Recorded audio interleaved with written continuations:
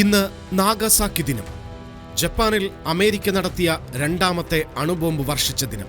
August 9 ജപ്പാനിലെ നാഗസാക്കിയെ നടുക്കി അമേരിക്കയുടെ ബോക്സ്കാർ എന്ന USB-29 ബോംബർ വിമാനം നാഗസാക്കിയിൽ ഫാറ്റ്മാൻ എന്ന പേരിലുള്ള രണ്ടാമത്തെ അണുബോംബ് വർഷിച്ചു. 40,000-ഓളം പേർ തൽക്ഷണം കൊല്ലപ്പെട്ടതായി കണക്കാക്കുന്നു. പിന്നീട് 35,000 മുതൽ 40,000 പേരെ കൂടി ഈ അണുബോംബ് വർഷം മരണത്തിലേക്ക് തള്ളിവിട്ടു. റേഡിയേഷൻ മൂലവും പരിക്കുകൊണ്ടും 10,000-കണക്കിന് ആൾക്കാർ നാഗസാക്കിയിൽ പിന്നീടുള്ള വർഷങ്ങളിലും മരണത്തിന് കീഴടങ്ങി. നാഗസാക്കി ഒരു തരിശ് ഭൂമിയായി തീർന്നു. അവിടുത്തെ ജനത വർഷങ്ങളോളം രോഗങ്ങളും പരിക്കുകളും കൊണ്ട് വേദന തിന്ന് ജീവിച്ചു. ശാരീരികമായും മാനസികമായും തകർന്നു. നാഗസാക്കിയും ഹിരോഷിമയും ലോകരാഷ്ട്രങ്ങൾക്കിടയിൽ ആണവായുധ യുദ്ധം ഉപേക്ഷിക്കാൻ പ്രേരകമായി. സമാധാനത്തിന്റെയും ആണവായുധ നിരായുധീകരണത്തിന്റെയും പ്രാധാന്യം ലോകം ചർച്ച ചെയ്യപ്പെട്ടു.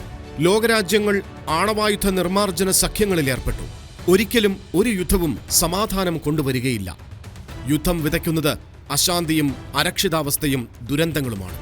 നാഗസാക്കി ദിനം ഒരു ഓർമ്മപ്പെടുത്തലാണ്. ഇന്നലകൾ ഇന്ന് powered by hotel Chitra, pure vegetarian, Marthandam, Kanyakumari, Nagercoil.